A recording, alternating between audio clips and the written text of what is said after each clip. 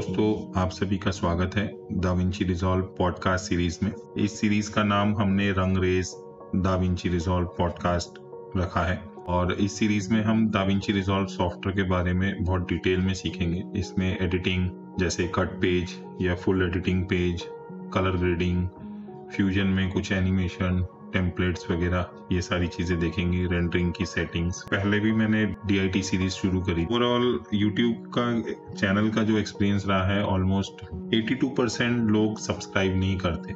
आप लोग थोड़ा हौसला अफजाई करेंगे कि मैं और ज्यादा से ज्यादा रेगुलर ये वीडियो बनाऊं।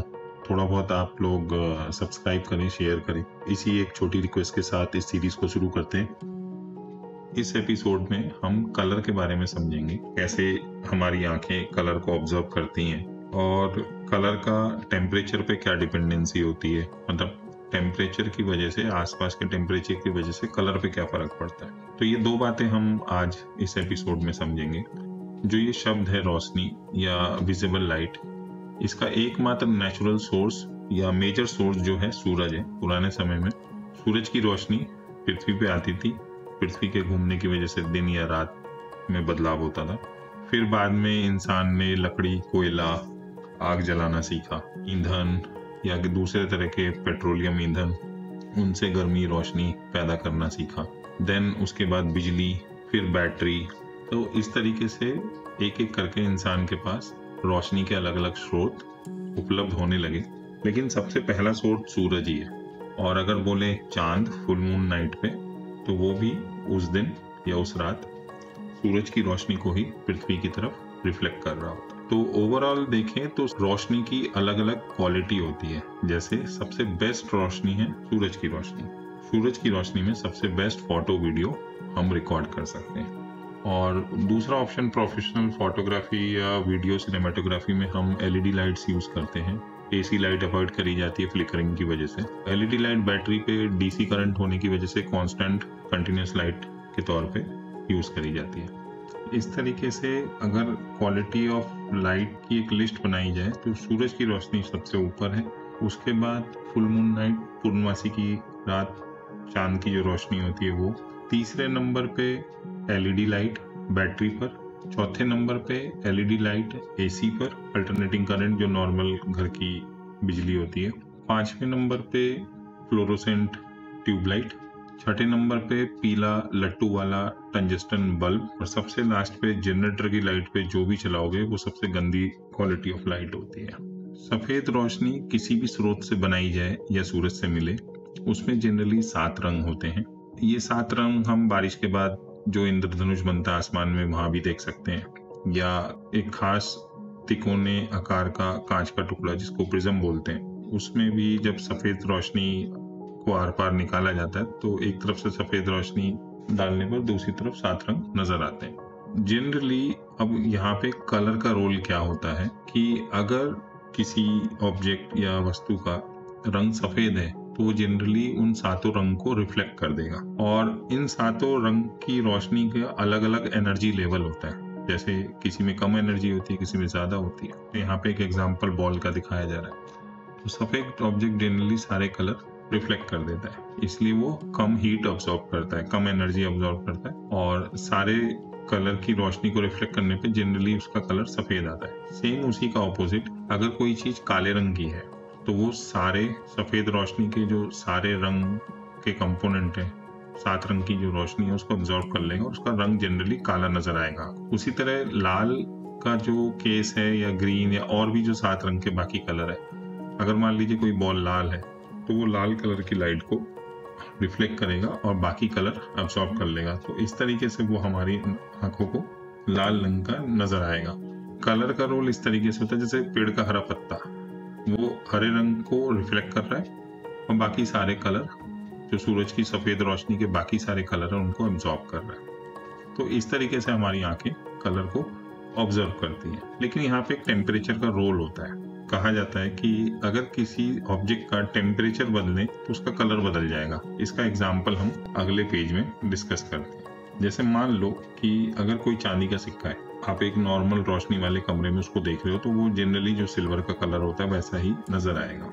अब आप अपने जेब से फोन निकालते हो और इस सिक्के की फोटो खींचते हो तो फोन की स्क्रीन पे भी सिक्का नॉर्मली उसी कलर का नजर आए। जैसे अभी इस कमरे की अवेलेबल लाइट में ये चांदी का सिक्का नॉर्मल सिल्वर कलर में नजर आ रहा है। इसकी जो हमने फोटो खींची फोन की स्क्रीन पे ये सिक्का नजर आ रहा है। मान लो अगर इस समय इस कमरे की लाइट बंद कर दी जाए, जो एक्चुअल सिक्का है वो तो नजर नहीं आएगा अंधेरे में, लेकिन मोबाइल फोन की स्क्रीन पर जो फोटो दिख रही है सिक्के की वो नजर आएगी। यहाँ इस एग्जाम्पल से ये समझ में आता है कि दुनिया में दो तरह के ऑब्जेक्ट होते हैं। एक ऑब्जेक्ट एक्सटर्नल लाइट, जैसे सूरज की रोशनी, tube light, tungsten, LED light, मतलब बाहरी लाइट पर डिपेंड करती है अपने कलर दिखाने के लिए, कि बाहर से लाइट आएगी, ऑब्जेक्ट पर टकराएगी और ऑब्जेक्ट कुछ कलर की लाइट एब्जॉर्ब कर लेगा और जो उसका एक्चुअल कलर होगा उस कलर की लाइट को रिफ्लेक्ट कर देगा।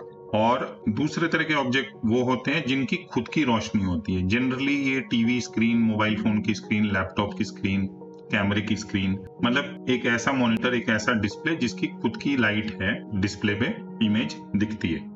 अभी तक हम जिस एग्जाम्पल को डिस्कस कर रहे थे इसमें एक सफेद रोशनी वाला कमरा है जिसमें एक सिल्वर कॉइन है और एक मोबाइल फोन की स्क्रीन पर इसी सिल्वर कॉइन की फोटो है। तो जैसे अभी लास्ट हमने देखा कि कमरे में अंधेरा करने पर कॉइन नजर नहीं आ रहा, बट मोबाइल फोन की स्क्रीन पर सिल्वर कॉइन की इमेज है। तो इसी एग्जाम्पल को थोड़ा आगे बढ़ाते हैं। मान लो अब हम इस सिल्वर कॉइन को गर्म करते हैं, हीट करते हैं, तो इस सिल्वर कॉइन गर्म होने के बाद सुर्ख लाल रंग का हो जाएगा। तो यहाँ से हमें ये पता लगता है कि कोई भी ऑब्जेक्ट अगर उसका टेम्परेचर बदलता है, उसके आसपास का एम्बियंस टेम्परेचर बदलता है, आसपास के माहौल में टेम्परेचर बदलता है या आसपास में ज्यादा गर्मी बढ़ने से वो खुद गर्म हो जाता है, जैसे कि सिल्वर कॉइन। इस एग्जाम्पल से पता लगता है कि अगर हम सिल्वर कॉइन सिक्के को गर्म करते हैं तो वो लाल रंग का हो जाएगा, और अगर अब मैं कमरे की बत्ती बंद करता हूँ, अंधेरे कमरे में सिल्वर कॉइन चमकेगा, बट अब वो सिल्वर कलर में नहीं चमकेगा, वो रेड कलर में चमकेगा और मोबाइल फोन की स्क्रीन पे जैसे सिल्वर कलर की नॉर्मल फोटो दिख रही थी वही दिखेगी। इस एग्जाम्पल से हमें पता लगा कि अगर किसी ऑब्जेक्ट के आसपास का माहौल टेम्परेचर घटता है या बढ़ता है तो उस ऑब्जेक्ट का कलर में फर्क आ सकता है। तो ये जो इंफॉर्मेशन है, ये लास्ट एग्जांपल जो है, ये बहुत इंपॉर्टेंट है कलर ग्रेडिंग के लिए, कि रिजॉल्व में हम जो रेफरेंस मॉनिटर यूज करते हैं, जैसे कलर ग्रेडिंग के काम के लिए बहुत अच्छी क्वालिटी का मॉनिटर होना चाहिए, जैसे उसका रिफ्रेश रेट 100 मेगाहर्ट्ज से ऊपर होना चाहिए, उसका आईपीएस पैनल होना चाहिए डिस्प्ले, इन प्लेन स्विचिंग टेक्नोलॉजी वाला, और उसमें अगर जो जैसे कंप्यूटर मॉनिटर के पोर्ट होते हैं VGA, HDMI, DP, या बहुत अच्छे मॉनिटर जो होते हैं कलर ग्रेडिंग के, उसके जो इनपुट आउटपुट के कनेक्शन होते हैं, पोर्ट्स होते हैं, वो SDI होते हैं, सीरियल डिजिटल इंटरफेस। ऐसे महंगे मॉनिटरों में कलर ग्रेडिंग के लिए जो मॉनिटर रिजॉल्व के साथ यूज होते हैं, उसके अंदर बहुत सारे मॉडल में इनबिल्ट कैलिब्रेटर होता है, मतलब एक इनबिल्ट सेंसर होता है जो आसपास के टेम्परेचर, लाइट के कलर को कैलकुलेट करके स्क्रीन को कैलिब्रेट करता है, so that her bar colour grading करते वक्त स्क्रीन की कलर एक्यूरेसी बनी रहे। और कई बार मॉनिटर सस्ते होने पर हमें ये कैलिब्रेटर अलग से खरीद के, जैसे एक्सराइट, डाटा कलर के कैलिब्रेटर आते हैं, वो स्क्रीन को कैलिब्रेट करना पड़ता है,